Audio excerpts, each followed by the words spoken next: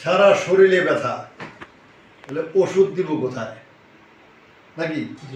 ব্যথার যে অস্থির, ব্যথার যন্ত্রণায় ওনার ঘুমাইতে পারে না, ঘুরতে পারে না, উঠতে পারে না, বসতে পারে না, হাঁটতে পারে না। কতক্ষণ বসে থাকলে উঠে আর হাঁটতে পারি না, একটু বসে থাকলে উঠে আর হাঁটতে পারে না, শুয়ে থাকলে রাত্রে লড়াচড়া করতে পারি না, কোমর লড়াচড়া করতে পারে না।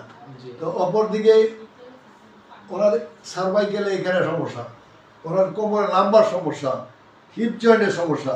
উনি মূলত HLA-B27 পজিটিভ অ্যাঙ্কোলজিকে আক্রান্ত। তাই আমরা চিকিৎসা করার পূর্বে যারা আমাদের সন্দেহ যখন হয় যে উনি অ্যাঙ্কোলজিকে আক্রান্ত, সেই ক্ষেত্রে আমরা যে জিনিসটা করি একটু শোন।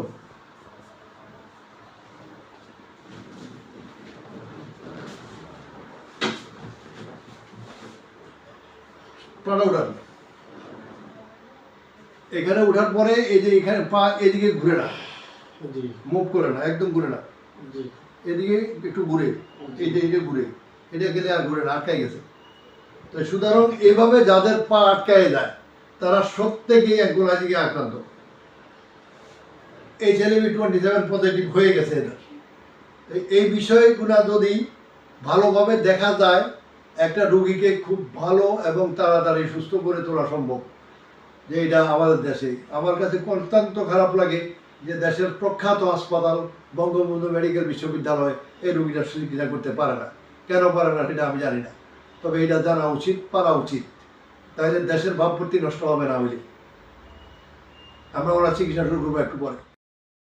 আমরা আজকে ওনার প্রথম সেশন চিকিৎসা দিই। উনি নিয়ে আসছে সার্ভাইকেল, লাম্বার, আমার এই হিপ জয়েন্ট, হাঁটু, গোড়ালি সবটাই ব্যথা, শুধু ব্যথা আর ব্যথা।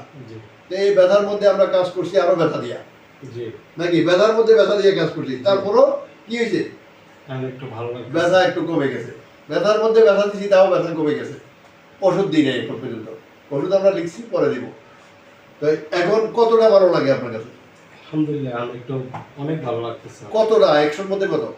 100-র মধ্যে 60% একটু ভালো লাগে। 60 ভালো লাগতেছে অনেক। 60 লাগে না, 20 হইলে না, 20 হইলে না, 20 হইলে 5 দিন লাগবো। এবং 20 যদি স্টে করে বলিতে পারে 5 দিনে উনি সুস্থ হয়ে যাবে। ওনার এই চিকিৎসাটা কিন্তু বিদেশেও হয় নাই, কোথায়? সৌদি আরবে। সৌদি আরবে ওনার এই চিকিৎসাটা হয় নাই। উনি কুমিল্লা এটা যে চিকিৎসাটা পাইছে, এতে খুশি। খুদা হাফেজ।